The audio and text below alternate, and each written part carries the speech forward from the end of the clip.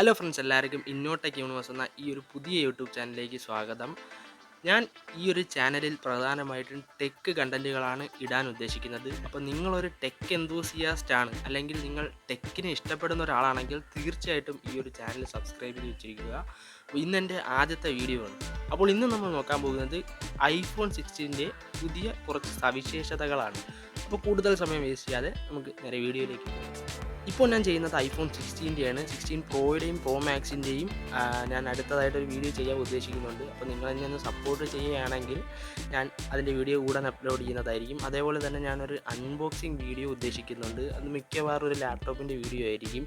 അപ്പോൾ ഇന്ന് ഞാനിപ്പോൾ പറയാൻ പോകുന്നത് iPhone 16ൻ്റെ കാര്യമാണ്. iPhone 16നെ പറ്റി പറയുകയാണെങ്കിൽ ഡിസൈനിൽ വലിയ ഒരു വ്യത്യാസമല്ല. അതായത് ഡയഗണലായിരുന്ന ക്യാമറ ഇപ്പോൾ നേരെ സ്ട്രൈറ്റ് ആയിട്ട് വന്നിട്ടുണ്ട്. അതിനവർ വേറെ എന്തുകൊണ്ടും പറയാം, സ്പേഷ്യൽ വീഡിയോ റെക്കോർഡിങ്. അതായത് നമ്മുടെ കയ്യിൽ വിഷൻ പ്രോ ഉണ്ടെങ്കിൽ, ആപ്പിളിൻ്റെ വിഷൻ പ്രോ ഉണ്ടെങ്കിൽ അതിൽ കാണാനുള്ള വീഡിയോ എടുക്കാൻ വേണ്ടിയിട്ടാണ് അവർ ഡയഗണലിൽ നിന്ന് സ്ട്രൈറ്റ് ആക്കിയതെന്നാണ് പറയുന്നത്. അടുത്തതായി പറയേണ്ടത് കളർ വേരിയൻറ്റുകളാണ്. അതായത് ഇപ്പോൾ അവർ അവതരിപ്പിച്ചിരിക്കുന്നത് 4 കളർ വേരിയൻറ്റുകളാണ്. ആ കളർ വേരിയൻറ്റുകൾ നിങ്ങൾക്കിപ്പോൾ ഇവിടെ കാണാം.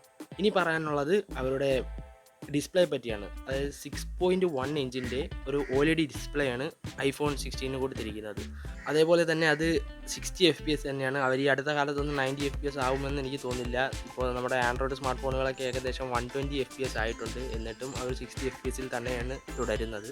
അടുത്തതായി നമ്മൾ പറയേണ്ടത് ഐഫോണിൻ്റെ പെർഫോമൻസിനെ പറ്റിയാണ്. നമുക്കറിയാം, ഐഫോൺ അത്യാവശ്യം ഫ്ലാഗ്ഷിപ്പ് ലെവൽ ഫോണാണ്. അതുകൊണ്ട് തന്നെ നമുക്കതിൽ ഗെയിമിങ്ങും വീഡിയോ റെക്കോർഡിങ്ങും എല്ലാം, വീഡിയോ എഡിറ്റിങ്ങും എല്ലാം നമുക്ക് ചെയ്യാൻ പറ്റുന്നതാണ്. iPhone 16ൻ്റെ ചിപ്സെറ്റ് വരുന്നത് A18 ചിപ്സെറ്റാണ്. അതായത് A17 ചിപ്സെറ്റ് അവർ വെച്ചിട്ടില്ല. A18ലേക്ക് നേരിട്ടങ്ങ് ചാടുകയായിരുന്നു. അപ്പോൾ അവരുടെ OSനെ പറ്റി പറയുകയാണെങ്കിൽ iOS 18 ആണ്. ഇനി ആ ഒരു വേരിയൻറ്റുകളെ പറ്റി നോക്കുകയാണെങ്കിൽ ആദ്യം ബേസ് വേരിയൻറ്റ് തന്നിരിക്കുന്നത് 8GB 128GB ആണ്. അതല്ലാതെ പിന്നെ 256GB ഉണ്ട്, പിന്നെ 512GB ഉണ്ട്. റാം 8GB തന്നെയാണ് അവരുടെ എല്ലാ വേരിയൻറ്റിനും ഉള്ളത്.